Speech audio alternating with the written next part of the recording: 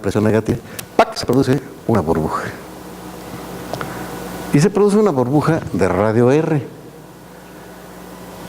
Si se produce una burbuja de radio R, entonces el líquido, que tenía un cierto volumen, va a incrementar su volumen precisamente en el volumen de esa burbuja, ¿verdad? Porque el líquido no cambia de volumen. Es decir, si se produce una burbuja, entonces se desplaza ligeramente el pistón. ¿Qué tanto se desplaza? Pues de tal manera que el volumen de la burbuja sea el volumen que desplaza la propia jeringa, ¿no? Y en estas condiciones el trabajo que hace el líquido sobre el pistón va a ser la presión por el incremento de volumen. Entonces parece que no hay mayor novedad, ¿no? Sin embargo, dense ustedes cuenta que no había burbuja y de repente cuando haya burbuja hay una pelotita que tiene una superficie. Dijimos que la pelotita tenía un radio R. Su superficie es 4πr². Ese es el incremento en la superficie de la burbuja. Entonces nosotros podemos afirmar que se ha hecho un trabajo, déjenme ponerlo aquí, W alfa es igual a la tensión superficial por el incremento en la superficie. No había burbuja y ahora ya tengo burbuja. ¿Cuál es el cambio en la superficie? Pues es la superficie de la burbuja, ¿no? Y la superficie de la burbuja es 4pi por el radio de la burbuja, que voy a llamar R mayúscula, voy a llamar a mejor R minúscula, R al cuadrado. Esta es la fórmula de la superficie de una esfera. Este trabajo lo hace el líquido contra el pistón. Y este trabajo lo realiza el líquido por el hecho de haber estirado la burbuja. El trabajo total que hace el líquido para la formación de la burbuja, el trabajo total, T de total, pues no es más que omega P más omega alfa, ¿no? Y ya. Y lo sumamos, este es P por el cambio en el volumen. ¿Cuál es el cambio en el volumen? Pues es el volumen de la esfera. ¿Cuál es el volumen de la esfera? 4/3 de pi por R al cubo.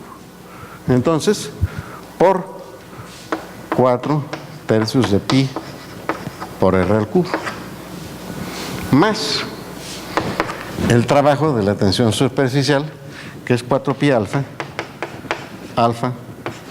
entre R cuadrado. Ahí está. Ahí está. Este es el trabajo que realiza el líquido para formar una burbujita de radio R. Yo les recuerdo a ustedes que esta presión es negativa. Si nosotros tenemos un líquido a presión negativa, porque nosotros queremos ver, teniendo un líquido a presión negativa, la probabilidad de que de repente se produzca una burbuja. Entonces estamos en yo quiero, o al menos quiero considerar el caso en que la presión es negativa. Entonces, noten ustedes que tengo un término positivo y un término negativo. Ahora, este que está acá, cuando la R es pequeñita, este término es muchísimo más grande que este. Nada más que este es negativo. Conforme va aumentando el radio de la burbuja que yo esté considerando, entonces la R, como va al cubo, empieza a crecer cada vez más rápido. Y va a llegar el momento en que este término sea igual que este, nada más que de sentido contrario. Y entonces esta suma me va a dar un 0. Yo lo que quiero hacerles, yo les voy a hacer en este momento una gráfica de esta ecuación. La gráfica de esta ecuación es esta. Esta es la energía T como función del radio. Y van a encontrar una cosa de este estilo. Ahí está. Este crecimiento que está acá se debe a esta parte. Y es positivo, va para arriba, ¿no? Sin embargo, este es negativo, porque la presión es negativa. Nada más que, como es al cubo, crece mucho más rápido. Entonces, primero crece y después llega un momento que se anula.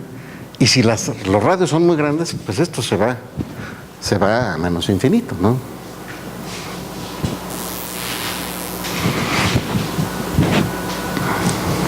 Bueno, pues siguen un poquito de números,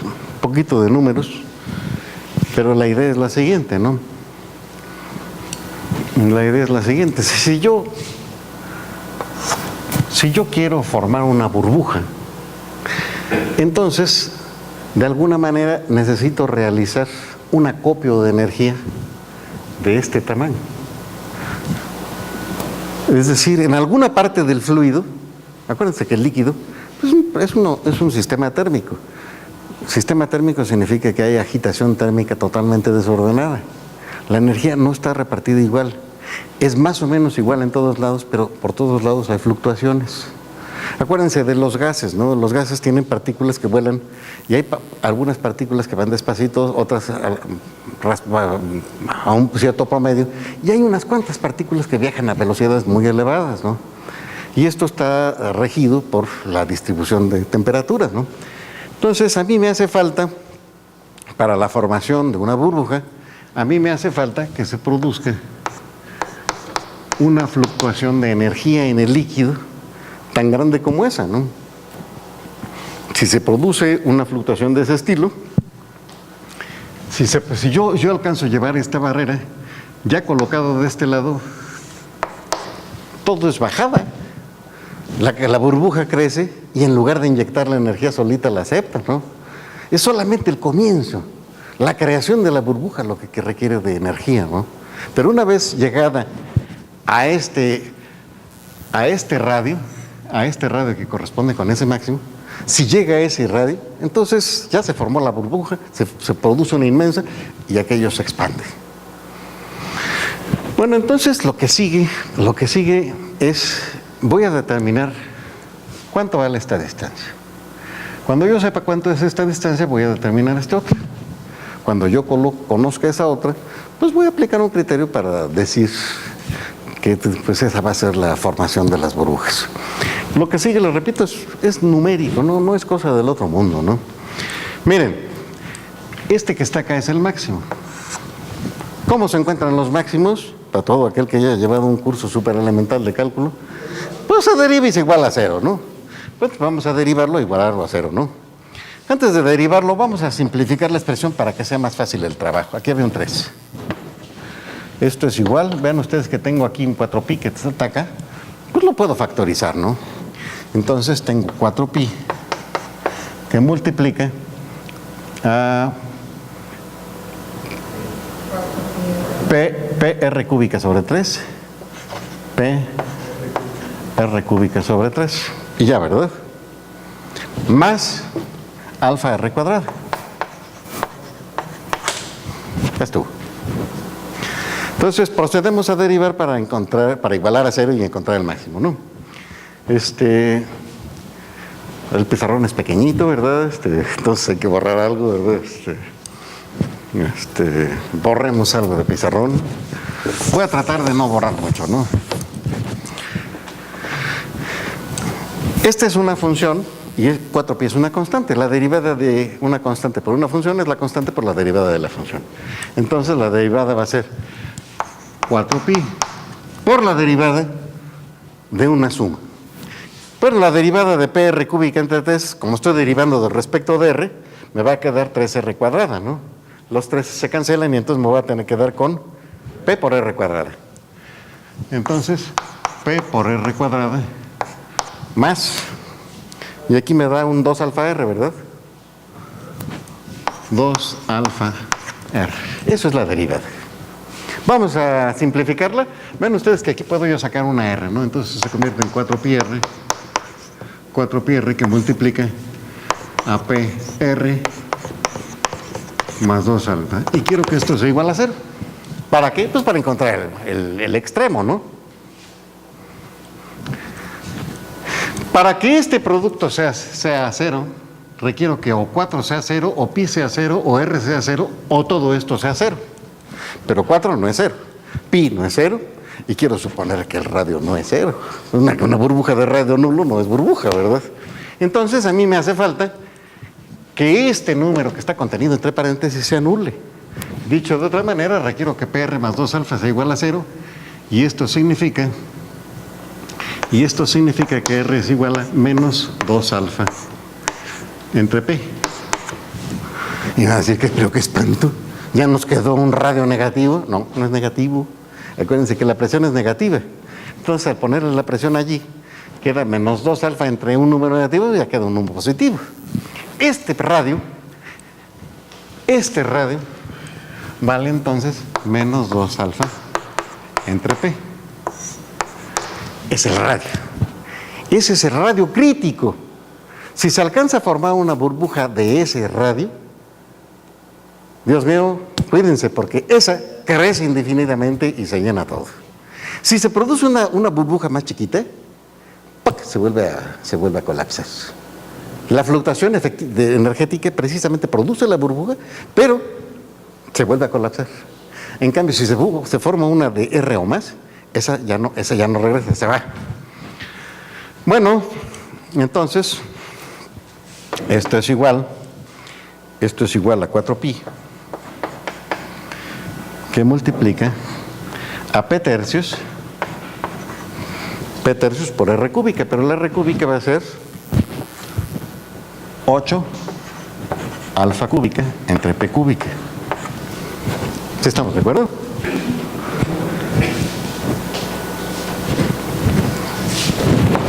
Muchas gracias. Muchas gracias. Más alfa por el radio cuadrado, ahora sí, 4 alfa cuadrada entre P cuadrada. Ahí está el valor de la energía. Pero el valor, bueno, entonces ahora vamos viendo, ¿no? Esta P con esta P cúbica me va a dejar una P cuadrada abajo. Y entonces tengo alfa cúbica entre P cuadrada. Y aquí ven esta alfa por esta alfa cuadrada me da otra alfa cúbica. Los dos términos van como alfa cúbica entre P cuadrada. Vamos a factorizarlo.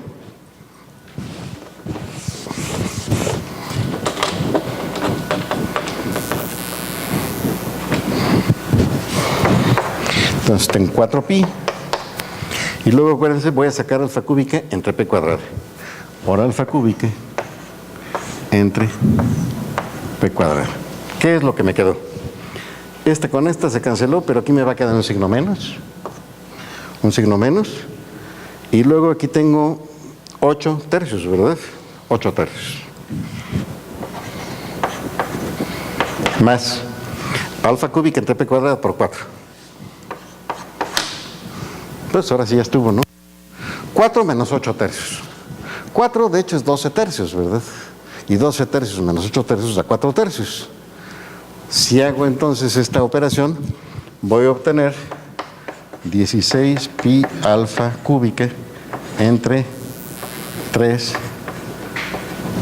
P cuadrada. Vean ustedes qué hermosura. La fluctuación de la energía necesaria para que se produzca una burbuja es inversamente proporcional al cuadrado de la presión negativa, ¿verdad? O sea, al elevar al cuadrado da lo mismo, ¿no? Pero es inversamente proporcional al cuadrado de la presión. Entre más alta sea la presión negativa, más factible resulta que se produzca esa burbuja. Bueno, eso a cualquiera se le ocurre, ¿no? Eso sí no es novedad. Entre más negativa sea la presión, pues más factible resulta realmente que se produzca una burbuja, ¿no? Bueno, pero ya terminemos, ¿no? Aquí podemos concluir la plática de la siguiente forma. Acuérdense que yo les dije que tenía que agarrar un ingrediente adicional. Este ingrediente adicional de ninguna manera es nuevo aquí. Este es un ingrediente que ya hemos fregado aquí. Lo vimos cuando vimos las velocidades de las partículas de un gas. Vimos cómo lo dedujo originalmente Maxwell, cómo lo volvió a deducir Boltzmann. Es el famoso factor de Boltzmann, ¿no? La probabilidad de una fluctuación en la energía que sea tan grande como este número, pues se puede determinar. Primero va el método chocante y presumido de los físicos, ¿no? Primero, es la exponencial de menos la energía, 16 pi alfa cúbica entre P cuadrada, entre la constante de Boltzmann y la temperatura absoluta. Esta es la probabilidad de que ocurra esa fluctuación. Bueno, esta es la forma chocante, ¿no? Va la forma no chocante. Ustedes, cuando fueran chiquitos, ¿verdad?, les enseñaron a multiplicar números con logaritmos.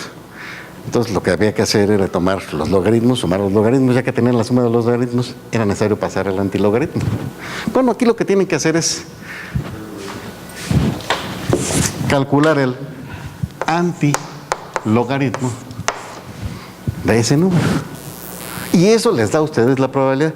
Pero no les hace falta calcular ningún antilogaritmo. Si yo quiero una probabilidad, una cierta probabilidad de que ocurra, que a mí me interese, la que sea, pues entonces en esas condiciones este número está fijo. Y si quiero que este número esté fijo, es indispensable que este esté fijo. Y si quiero que este esté fijo, como aquí tengo puras constantes, lo que debo pedir es que P cuadrada por T sea una constante. La presión que me garantiza a mí la formación de ciertas burbujas para una cierta temperatura dada va inversamente proporcional a la temperatura y su raíz cuadrada. ¿Tan, tan? Ahí está la dependencia de la formación de las burbujas. Pero que siga quedando claro. Las fluctuaciones energéticas son del orden de 1 entre el cuadrado de la presión.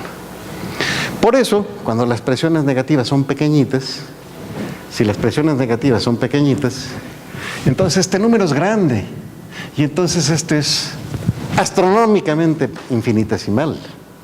Con presiones pequeñitas no se producen burbujas.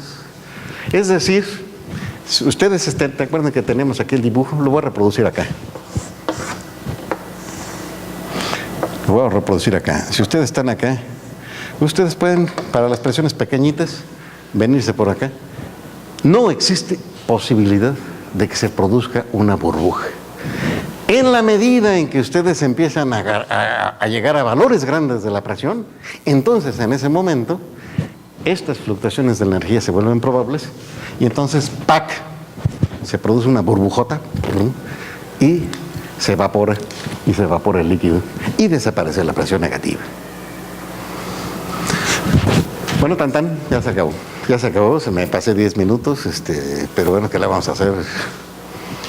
Perdón, ustedes, si tienen alguna pregunta y puedo responderla, lo trataré. Si no, pues espero guardar respetuoso silencio.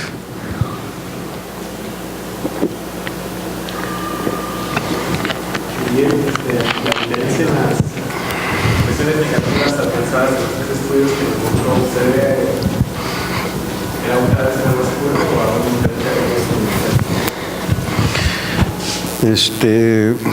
Pues mira, hay que reconocerle méritos para que Berthelot en 1850 alcance una presión de ese vuelo, ¿no? Hay un detalle: si tú tienes una cámara, en la medida en que la cámara es grande, la probabilidad de que se produzca una fluctuación pues es proporcional al volumen, ¿no?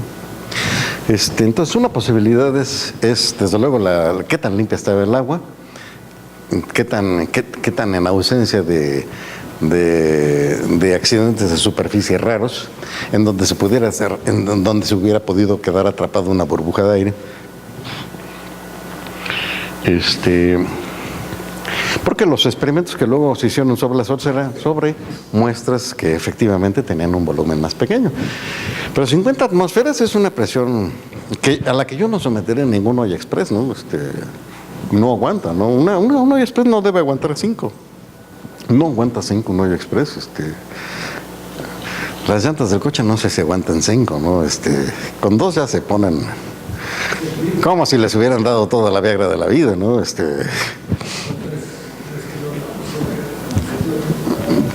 digo, entonces, y él llegó a 50 negativas, 50 atmósferas negativas, es un resto, ¿no? Mira, si hasta producir 50 atmósferas positivas, no cualquiera Pero hace falta hacer el experimento con cuidado, meter la pata 3 o 4 veces, en fin, y ya después de preguntar, investigar, ya produce unos 50 y hasta hace uno más arriba, ¿no? Esta tensión superficial tiene que ver con la ascensión capital. Claro. Este detalle, bueno, ustedes pueden calcular, pero con la mano en la cintura este radio, ¿no? Acuérdense que alfa vale 70 milinewtons por metro cuadrado, ¿no? Entonces todo lo que tienes que poner aquí es 2 por 70, da 140 milinewtons entre la presión negativa que estén utilizando, y entonces ya saben cuál es el radio umbral. Y automáticamente lo sustituyen aquí. Ven ustedes, la energía pues está directa, es el cubo de 70 por 10 a la menos, por 10 a la menos 3 al cubo, entre la presión al cuadrado. No hay mayor maravilla, ¿no?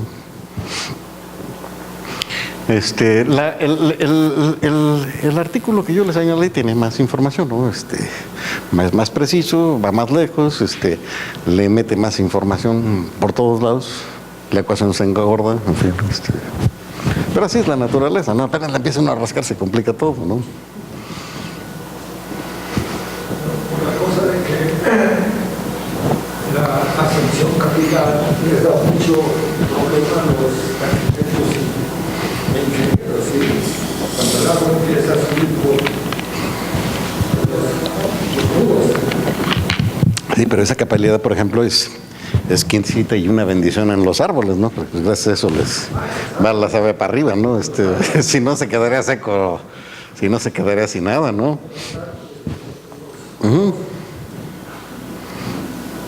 La capilaridad es una lata, pero pues digo, pues ahí está, es como la fricción, ¿no? Si no existiera la fricción, yo no veo cómo podría estar parado, ni podría yo, a lo mejor me desplazaría yo haciendo... yo no quiero ver cómo agarraré yo el lápiz para escribir, y si no hubiera yo podido agarrar lápiz, no hubiera yo podido hacer computadoras, así que hace falta agarrar lápiz para hacer computadoras, para que ya tenga unos teclados y no requiera uno de fricción para escribir, ¿verdad? En fin, estas desgracias de la naturaleza, aquí están, hay que tomarlas en cuenta, son útiles. La presión es una maravilla, ¿no? Es un elemento disipativo, generador de entropía. Es posible que la semana que entra veamos el empaque Bridgman. El empaque Bridgman, que valió un premio Nobel. Para que puedan ustedes producir altas presiones en casa, estáticas, ¿no? O sea, el criterio para hacer empaques, ¿no? No es agarra usted un hulito, le pone ahí y le aprieta, ¿no? Lo dice.